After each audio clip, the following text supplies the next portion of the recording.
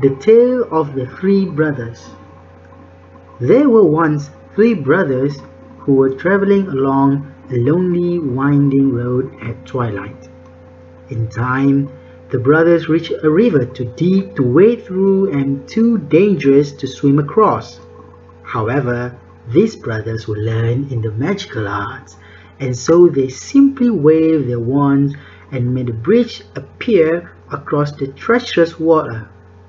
They were halfway across it when they found their path blocked by a hooded figure.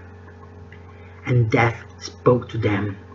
He was angry that he had been cheated out of 3 new victims, for travelers usually drown in the river. But Death was cunning.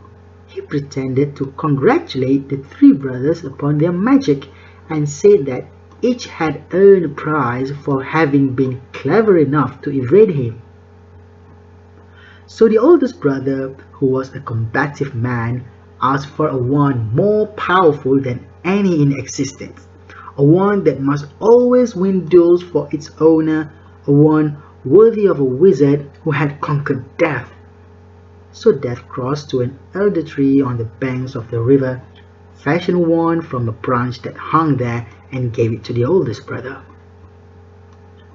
Then the second brother, who was an arrogant man, decided that he wanted to humiliate Death still further and asked for the power to recall others from death.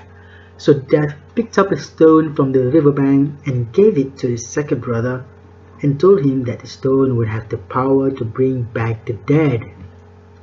And then Death asked the third and youngest brother what he would like. The youngest brother was the humblest and also the wisest of the brothers, and he did not trust Death. So he asked for something that would enable him to go forth from that place without being followed by Death. And Death, most unwillingly, handed over his own cloak of invisibility. Then Death stood aside and allowed the 3 brothers to continue on their way, and they did so, talking with wonders of the adventure they had had and admiring Death's gifts. In due course, the brothers separated, each for his own destination.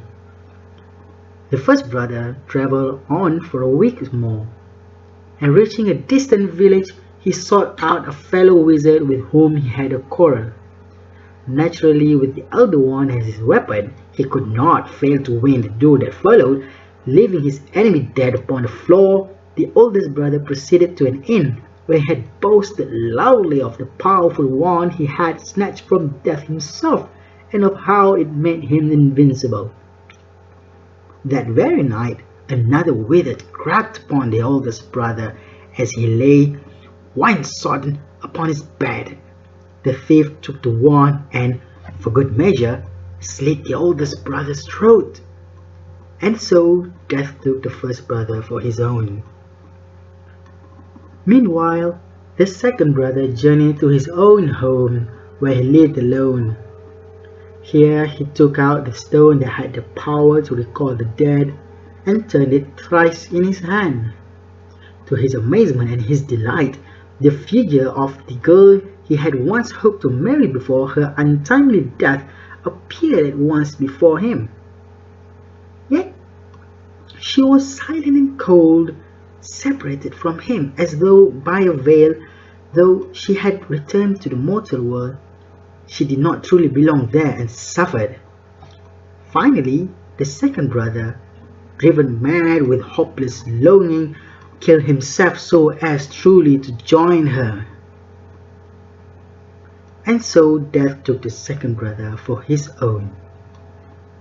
But though Death searched for the third brother for many years, he was never able to find him. It was only when he had attained a great age that the youngest brother finally took off the cloak of invisibility and gave it to his son. And then he greeted Death as an old friend, and went with him gladly, and equals they departed this life. Thank you.